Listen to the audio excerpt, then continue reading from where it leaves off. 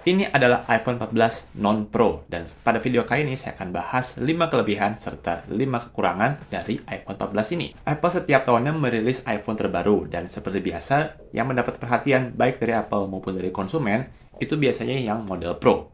Tapi jangan salah, iPhone 14 biasa yang non-Pro itu juga jadi banyak bahan perbincangan. Hanya saja nggak semua yang dibincangkan itu hal-hal yang positif, tapi ada juga beberapa yang bisa dibilang agak kontroversial. Yuk kita mulai dulu dari kelebihan dari iPhone 14 biasa di tahun 2023 ini.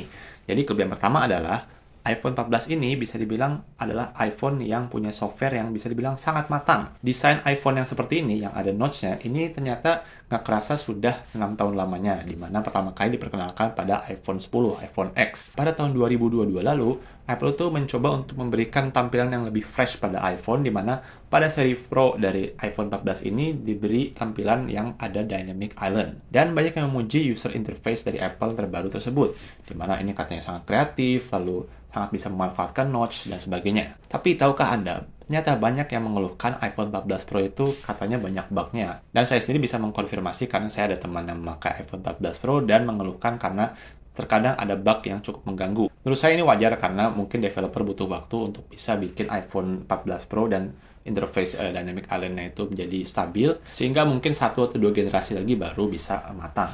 Nah, tapi lain cerita dengan yang interface model notch seperti ini, di mana ini sudah dari tahun 2017, developer juga sudah banyak mengembangkan supaya softwarenya itu tidak banyak bug. Jadi buat Anda yang suka HP yang simple dan relatif lebih sedikit bugnya, bukan berarti bebas bug ya, mungkin iPhone 14 biasa ini bisa jadi pilihan terbaik buat Anda yang nyari iPhone terbaru, tapi pengen stabil mungkin. Kelebihan kedua adalah iPhone 14 ini adalah iPhone yang berukuran bisa dibilang normal, jadi tidak extra large, tapi punya battery performance yang mungkin salah satu terbaik di antara smartphone seukuran segini. Ya memang sih kalau kita adu misalnya dengan iPhone 12 mini, ya jelas ini masih jauh lebih besar ya. iPhone 14 ini ukuran diagonal adalah 6,1 inci, di mana ini mungkin batas terakhir, di mana kalau udah lebih tinggi lagi itu bisa dibilang bukan lagi HP satu tangan. Tapi meskipun demikian, performa baterai dari iPhone 14 ini bikin saya agak terheran-heran ya, karena saya itu bisa ngecharge ini sampai 92% di jam 9 pagi, dan sampai jam 1 pagi ternyata baterainya masih 23%. Dan dari durasi segitu, saya dapat screen on time kurang lebih selama 6 jam. Jadi artinya kalau saya habisin baterainya dari 100% hingga 0%, saya itu bisa dapat screen on time ya kurang lebih 8,5 sampai 9 jam. Ini bisa dibilang sangat impresif mengingat iPhone 14 ini baterainya cuma 3279 mAh. Jauh lebih kecil dibandingkan Google Pixel 6a saya yang baterainya 4410 mAh. Karena baterainya nggak besar-besar amat, dalam 31 menit charging, saya bisa dapat baterai sebesar 57%. Sementara kalau saya pakai Google Pixel 6a saya cuma dapat 39%. Tapi salah satu hal yang selalu bikin saya terkagum dengan iPhone adalah kemampuan standby, dimana kalau saya biarin aja, misalnya saya lagi tidur ya, itu baterainya bisa dibilang hampir nggak turun sama sekali. Kelebihan ketiga adalah, kalau Anda beli iPhone 14 di tahun 2023 ini, artinya Anda akan mendapatkan iPhone dengan dukungan update yang masih sangat lama ya, bisa jadi 5-6 tahun ke depan. Apple tuh biasanya kalau memberikan dukungan software update kepada iPhone, itu bisa lama sekali ya, bisa 5-7 tahun dari saat iPhone tersebut dirilis. Ini jelas bikin Anda lebih tenang kalau Anda beli iPhone dan untuk jangka waktu panjang ketimbang kalau Anda beli Android. Biasanya tuh Android itu bahkan flagship, itu dukungan software paling sampai 5 tahun aja. Hal ini bisa jadi counter argumen buat Anda yang biasanya itu beli iPhone, istilahnya itu iPhone yang dulu aja, yang tahun lalu atau 2 tahun lalu, karena lebih murah, lebih worth it. Dan dalam hal ini saya itu nggak terkecuali ya, karena saya sendiri ya jujur suka juga untuk beli iPhone yang tahun-tahun sebelumnya, karena dari segi price to performance itu masih sangat-sangat menarik. Tapi itu kan mungkin saya ya, dimana saya itu mungkin termasuk tech enthusiast, tapi buat sebagian besar orang yang mungkin beli HP ya sekedar untuk punya HP dan komunikasi dan fotonya bagus, videonya bagus, tentunya punya dukungan software yang selama mungkin, ya mungkin iPhone 14 ini bisa jadi pilihan. Kelebihan keempat adalah iPhone 14 ini mungkin adalah salah satu kamera vlogging terbaik pada kelasnya ya. Oke, sebelumnya iPhone 14 ini bisa dibilang bukan HP murah ya, karena iPhone 14 ini kalau di Indonesia saya lihat itu sekitar 14,5 sampai 15 jutaan. Dan untuk HP ukuran 14 sampai 15 jutaan, tangkapan-tangkapan foto dari iPhone 14 ini ya bisa dibilang, mungkin bisa dibilang sangat-sangat bagus ya. Tapi ya kalau kita bandingkan dengan flagship-flagship lain di harga yang serupa, pada harga 14-15 jutaan ini bisa bilang masih bisa dikalahkan dengan mudah oleh kamera-kamera dari HP Android, atau mungkin bahkan iPhone pada tahun sebelum-sebelumnya itu masih mirip-mirip ya kualitasnya. Yang membedakan iPhone 14 terutama dengan sebagian besar HP Android adalah kualitas videonya ya. Dimana kalau dari segi kualitas ya, bukan soal fitur dan sebagainya, Saya masih bisa bilang kalau iPhone itu masih terbaik lah. Mau kamera depan, mau kamera belakang. Kalau mau dipakai buat video, misalnya buat YouTube, kualitas video masih sangat-sangat bisa diandalkan. Dan iPhone 14 ini adalah iPhone terbaru, termurah yang bisa Anda peroleh pada saat ini. Dan ini adalah contoh perekaman kamera depan dan mikrofon dari iPhone 14. Anda lihat sebagian besar YouTuber seperti misalnya Ridwan Hanif itu kan sudah full migrasi kalau kontennya itu di iPhone aja, nggak lagi pakai kamera-kamera yang misalnya mirrorless atau DSLR. Karena bisa dibilang ya kualitasnya cukup dan worthy untuk konten. Tapi kan kualitas seperti itu masih bisa dikejar oleh iPhone 11 atau iPhone 12 ya. Tapi jangan salah dulu, iPhone 14 dan juga sebenarnya sih juga 13 ya, itu punya beberapa fitur yang dimiliki oleh iPhone 11 dan 12. Misalnya salah satunya adalah Cinematic Mode yang sekarang tuh lagi hype ya. Memang ada beberapa Android yang bisa melakukan ini juga, tapi kalau dari segi seberapa smooth ya ini adalah salah satu yang terbaik. Jadi kalau Anda itu pengen HP baru dan pengen jadi content creator juga tapi nggak pengen ngeluarin budget untuk beli iPhone yang Pro, bisa jadi iPhone 14 ini adalah pilihan yang cukup cocok buat Anda. Nah, kelebihan kelima mungkin nggak semua orang tahu, tapi iPhone 14 ini adalah salah satu iPhone yang paling mudah diperbaiki dari sekian tahun sejarah Apple dengan iPhone-nya. Jadi tahukah Anda, kalau selama ini Apple tuh punya praktik di mana kalau iPhone itu rusak ya, entah karena pecah atau mungkin ada internal yang rusak, itu harus selalu dibawa ke service center resmi iPhone ya. Ini karena proses perbaikan itu butuh spare part resmi serta tool-tool khusus dari Apple. Kalau Anda punya pengalaman ganti baterai iPhone Anda dengan baterai yang nggak resmi, biasanya itu pada iOS-nya akan muncul warning kalau ini baterainya tidak genuine ya. Saya nggak akan menceritakan masalah ini secara lengkap di video ini, tapi singkat cerita ini sampai dibawa ke jalur hukum ya. Nah, jadi setelah sekian lama ditekan, Apple itu pada tahun 2021 meluncurkan program self-service repair, yang pada intinya Apple itu menjual tool, manual, serta komponen agar user itu bisa memperbaiki iPhone secara mandiri. Tapi sayangnya setelah banyak yang mereview dan mencoba untuk memperbaiki iPhone mereka sendiri, secara hitung-hitungan biaya ternyata nggak terlalu masuk ya. Dimana dengan program self-repair ini sudah lebih mahal, sudah gitu lebih repot sendiri lagi. Nah, mungkin karena Apple itu takut ntar ke depannya jadi masalah lagi, akhirnya mereka itu meredesain iPhone 14 ini meskipun dari luar itu kayaknya sama persis dengan iPhone 13, tapi dari dalam itu ternyata beda jauh. Gimana biasanya iPhone itu kalau mau diperbaiki, sisi depannya ya harus kita bongkar dulu sisi belakangnya, lalu dicopot dulu komponennya, baru bisa kita akses bagian depannya. Ternyata iPhone 14 itu bisa dibuka dari depan dan dari belakang. Ini akan sangat mempermudah proses repair. Hanya saja di sini yang agak membingungkan adalah kenapa Apple itu nggak menceritakan soal ini pada saat keynote mereka di September 2022 lalu. Dugaan saya sih, ini karena desain repair terbaru ini nggak diaplikasikan untuk seri Pro dari iPhone 14. Dan tentunya nggak pengen dong kalau audiens itu tahu, oh nyata iPhone 14 ini lebih ramah untuk diperbaiki, lebih mungkin bisa dibilang juga secara subjektif lebih ramah lingkungan ketimbang iPhone 14 Pro. Saya belum tahu persis berapa harga perbaikan dari iPhone 14 per komponennya, tapi ya mudah-mudahan karena ada desain terbaru ini bisa jadi lebih mudah dan harapannya juga lebih murah. Sebelum kita lanjut, saya menyampaikan dulu kalau beli iPhone ini bukan investasi yang murah ya. Jadi kalau Anda memang sudah punya iPhone, bisa mungkin saya sarankan untuk dijaga iPhone-nya supaya tidak rusak.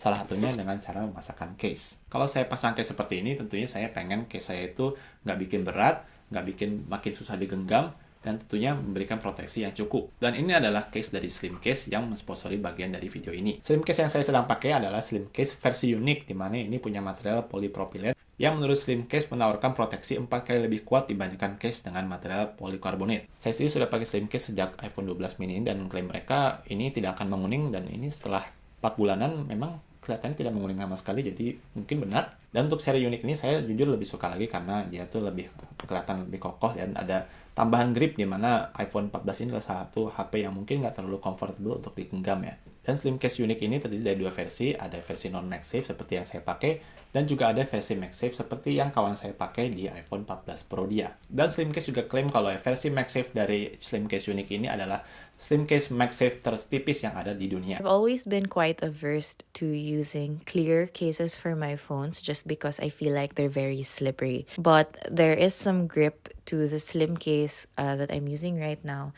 especially at the sides. And having small hands, it's really helpful for me to be able to grip my phone even with a clear case.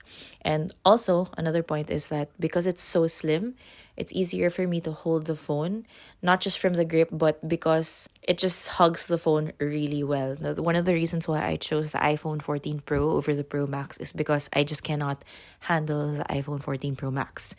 And so with the slim case, I think I'm able to maximize that reason that I bought the 14 Pro. And I'm really enjoying how it looks so far. And I like that it doesn't ruin the speaker quality as well when I'm playing music or watching videos out loud. Jadi buat Anda yang tertarik untuk beli slim case, saya kasih link pembeliannya di bawah.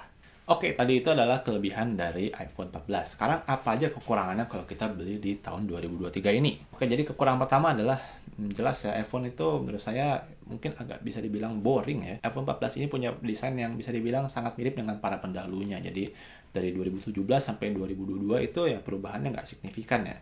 Bahkan iPhone 12 aja yang bisa dibilang signifikan perubahannya itu paling signifikan tuh terjadi pada bodi luarnya yang jadi mengotak. Nah, fitur iPhone 14 yang harusnya bisa bikin menarik, yaitu fitur Dynamic Island, itu nggak dikasih ke iPhone 14 yang biasa. Jadi bisa dibilang iPhone 14 ini adalah ya just another iPhone lah, jadi seperti iPhone lainnya. Dimana kalau Anda nggak pengen merasa boring dengan user interface, Anda harus keluar duit ekstra untuk beli yang versi Pro. Kelemahan kedua adalah ternyata ada beberapa fitur yang nggak bisa kita pakai pada iPhone 14 kalau kita pakainya itu di Indonesia. Jadi salah satu fitur yang diunggulkan pada iPhone 14 dibandingkan iPhone sebelumnya adalah adanya emergency SOS. Fitur ini memungkinkan iPhone kita tuh bisa berkomunikasi langsung dengan satelit kalau nggak ada mobile data ataupun WiFi. Fitur ini bisa jadi sangat berguna kalau kita tuh lagi ke daerah remote seperti daerah gunung di mana mungkin nggak ada mobile data ataupun WiFi. Nah, sayangnya fitur ini hanya terdapat pada beberapa negara untuk saat ini. Misalnya adalah Amerika Serikat, Kanada, Prancis, dan beberapa negara Eropa lainnya. Jadi, kalau Anda itu pengen pakai fitur emergency SOS dari iPhone 14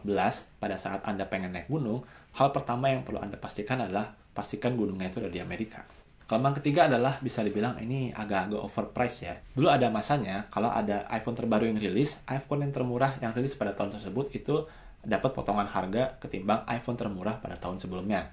Makanya banyak banget yang suka iPhone 11 ketimbang iPhone XR ya, iPhone XR. Dan begitu dapat hubungan yang lebih panjang, dapat kamera ultra wide, dan secara overall dia lebih baik ketimbang XR. Tapi tidak kalah susah untuk iPhone 14 yang satu ini. Kalau kita bandingkan secara spek, sebenarnya iPhone 14 ini bisa dibilang mungkin agak overpriced ya. Misalnya kalau kita bandingkan dengan Pixel 6a saya. Ternyata, di luar dugaan saya, banyak kemiripan antara iPhone 14 dengan Pixel 6a, di mana keduanya adalah merupakan offering penawaran termurah dari masing-masing perusahaan, sama-sama punya layar 6,1 inci, sama-sama punya dua buah kamera 12 megapiksel di sisi belakang, sama-sama punya prosesor flagship masing-masing. Untuk secara kualitas foto mungkin tukeran keunggulan ya, karena Pixel 6a itu bisa dibilang secara foto dia lebih bagus, tapi secara video iPhone 14 menurut saya jauh lebih unggul. Tapi perbedaan paling besar adalah Pixel 6a itu dijual hanya dengan harga sekitar 60% dari iPhone 14. 449 US dollar dibandingkan dengan 749 US dollar. Belum lagi kalau kita bandingkan dengan smartphone flagship killer seperti Xiaomi 12. Wah, itu segala macam menang-mending bakal keluar.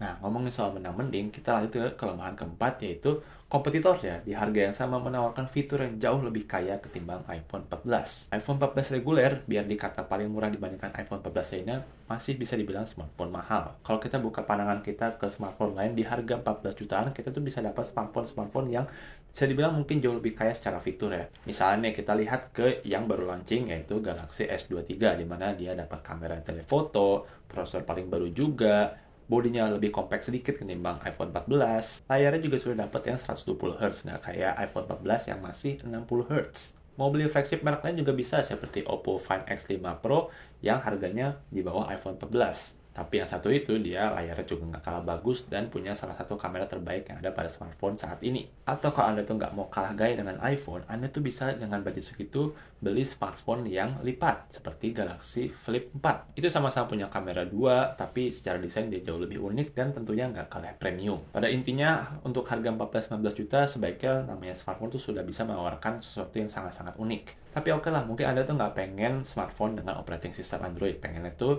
tetap di iOS dan tetap di iPhone. Nah, bagaimana kalau saya bilang, kalau iPhone 13 itu masih dijual secara resmi oleh Apple. Dan secara fitur tuh hampir nggak ada beda dengan iPhone 14. Jadi salah satu pergerakan Apple yang buat saya itu sangat-sangat bingung waktu launching iPhone 14 adalah kenapa iPhone 13 itu masih dijual. Karena biasanya nih kalau ada upgrade yang incremental, jadi sedikit banget upgrade dari iPhone 13 seperti iPhone 14 ini, ya secara logikanya mungkin iPhone 13 nggak usah dijual. Tapi nyatanya masih dijual. Padahal secara bentuk luar tuh sama persis, lalu ukurannya juga sama 6,1 inci. Sama-sama punya chipset A15 Bionic, meskipun yang 14 ini dapat satu tambahan GPU core. Perbedaannya ada di perintilannya, tapi yang beberapa yang bisa dibilang cukup signifikan adalah perbedaan sensor kamera, serta adanya fitur emergency SOS yang sebenarnya nggak bisa dipakai juga di Indonesia. Pada saat video ini dibuat, iPhone 13 kondisi baru itu dijual dengan harga sekitar 1,5 juta lebih murah ketimbang iPhone 14. Dan kalau Anda bisa nemu yang second tapi masih cukup bagus kondisinya, menurut saya iPhone 13 bakal jauh lebih murah ketimbang iPhone 14. Jadi menurut Anda bagaimana? Apakah iPhone 14 ini worth it?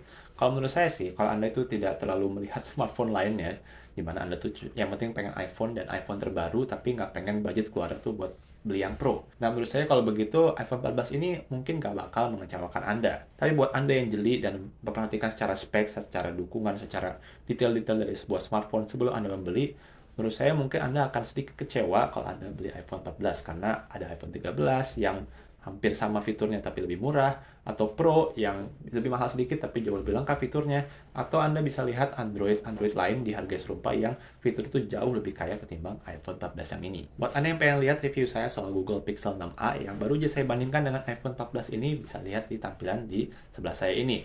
Silahkan like video ini jika saya bermanfaat, subscribe jika ingin ketinggalan konten dari Martek lainnya. Saya Ju dan terima kasih telah menonton.